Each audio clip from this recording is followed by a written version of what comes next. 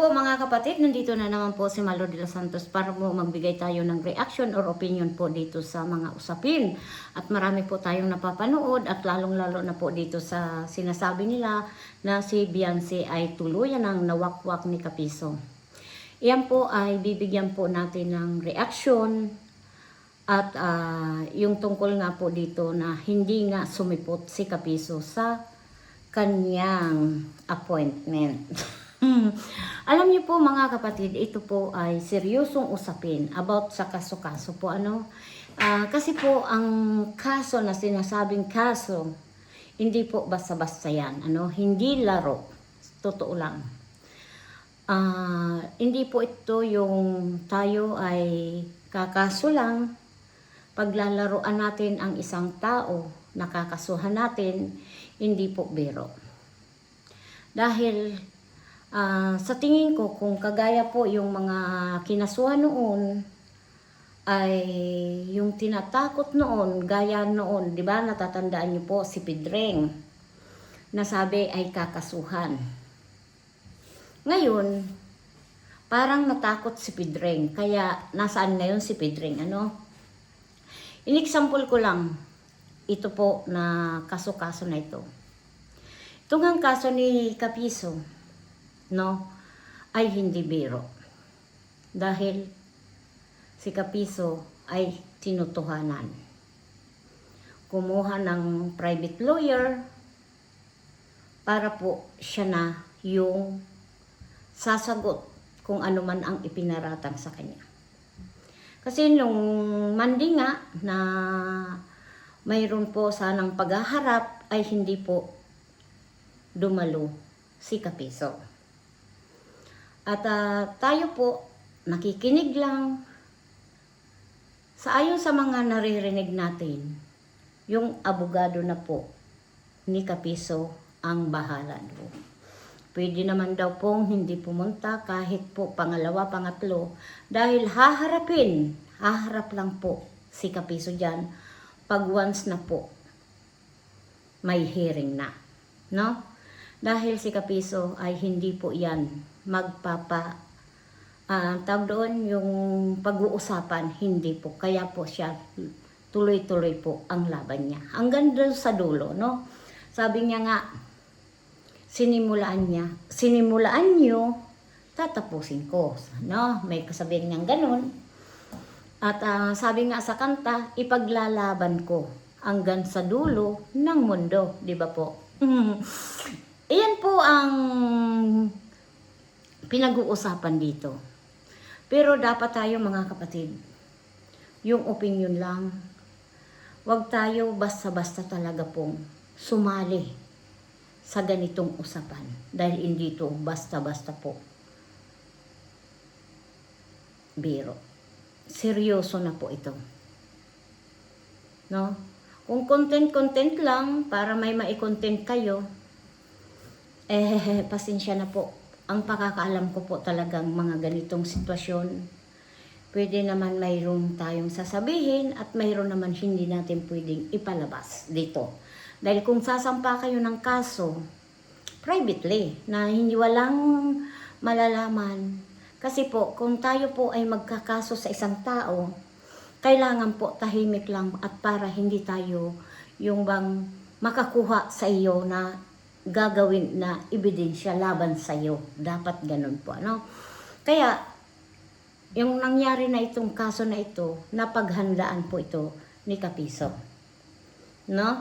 At maraming nagsusuporta. At maraming ako naririnig yan na ibinubulsa daw ni Kapiso o ibubulsa ni Kapiso yung mga tulong, mga palipad, mga pajikas, at yung tulong na si Joel Salcido nga, nagpadala kay Kapiso agad ng 40,000. Akalain mo, ang suporta ni Joel Salcido, 40,000 agad pang lawyer yon.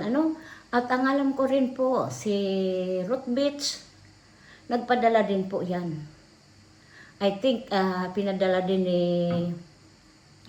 ni Ruth Beach, mahigit yatang 21,000, At nagpapalipad pa po yun para sa suporta po sa kanya na panggastos, pero iba pa yung dala niya po ng remittance para pang lawyer ni Ruthbeth, ano? Kaya tayo dito mga kapatid, yung tayo'y nagsusuporta kay Kapiso dito sa laban na ito para malaman natin ang buong katotohanan, huwag kayong mag-alala. Dahil hindi yan ibubulsa ni Kapiso. Lahat yan may detalye kung saan niya gagastusin. At hindi biro po yung pang-lawyer ha. Malaking halaga po ang pang-lawyer. Kaya mga kapatid, paniwalaan nyo ako. Hindi ibubulsa ni Kapiso ang mga itulong o suporta nyo sa kanya. Dahil ako'y naniniwala ako po na hanggang dulo po lalaban si Kapiso. Dahil iyon ang naririnig ko sa kanya. Para sa akin mga kapatid, we will see na lang. At yung dito naman kay Biancy na sabi nga, tuluyan ng nawakwak si Biancy. Huwag kayo pong mag-alala, mga Team Guwapa. Huwag po kayong mag-alala. Si Kapiso po ay ipinagtatanggol lang si Biancy. Nandyan lang dahil sumuporta. Dahil alam nyo naman po ang pangyayari. Pero never po yan wawakwakin. Aanuhin ba ni Kapiso si Biancy? At marami tayong nakikita, naririnig na babae ka, nakikipag-ano ka. Alam niyo po, ang pangit pakinggan. Bilang kung kayo po ay totoong nagmamahal kay Biancy, nagsusuporta kay Biancy, magtiwala po kayo. Huwag yung kung magsusuporta kayo dahil may pakinabang sa inyo. Huwag po. Kung talagang mahal niyo at sumuporta kayo hanggang dulo, sumuporta kayo. Diba po? Yun ang masasabi ko lang po mga kapatid dito sa naririnig ko. Kaya kung ano man, ako, alam niyo po, ang dami kong dyan na basher, daming galit sa akin dahil anumang mga paratang. I don't care, sanay na po ito. Wala akong pakialam pero magdahan-dahan tayo. Dahil yung mga comment, mga ano nyo, alam ko naman po na mga dami account. Kung sino man po kayo, bato-bato sa langit ang tamaan, wag pong magagalit. Ano po? Na mga basher, hindi kayo inaano. Kung sino man kayo, konsensya nyo. Dahil kayo yung gumagawa ng issue. Hindi naman kayo pinakikialaman, hindi naman kayo napipirwisyo, di ba? Kaya alam niyo po mga kapatid, hindi po yan maiwasan dito sa social media. Kaya ako, alam niyo sa mga katotohanan po mga kapatid, ito yung so proud, Daddy Frankie, dahil malaking impluensya po sa akin ni Daddy Frankie. Ma'am Malu, huwag mong intindihan ang mga basher na yan. Kakaunti lang yan. Ang mahalaga, yung tayo po ay nakakatulong sa kapwa natin. Kaya ako doon, naging proud talaga ako kay Daddy Frankie dahil talagang nabas kami ng todo noon ni Daddy Frankie. Maraming nagalit sa amin dahil nung pagtulong namin nga po kay Aling Ansing. Pero sa totoo lang po mga kapatid, napakalaking impluensya po sa akin ni Daddy Frankie. Natuto po ako, kaya so proud Daddy Frankie, maraming salamat talaga sa advice mo sa akin. Na talagang na-appreciate ko po talaga na hindi mo ako pinabayaan na time na yun, na tayo po ay maraming nagagalit sa atin. Di ba po Daddy Frankie, no? Napakalawak po ang panguunawa ni Daddy Frankie. Kaya saludo talaga ako na anuman po na mangyari, nandyan po ako sa community po na handang dumamay, tumulong, kahit maliit na halaga, nandyan po tayo. Ano? Yan, mag-iingat na lang po sila Daddy Frankie. At ito nga po, nasingit ko lang po mga kapatid, pasensya na kayo. Ano? At ang masasabi ko po dito sa usapan na wakwak ni Kapiso si Biancy, wag po kayo maniniwala mga Team Guwapa. Nandyan lang po yung suporta namin na mas tinatawag nilang antay.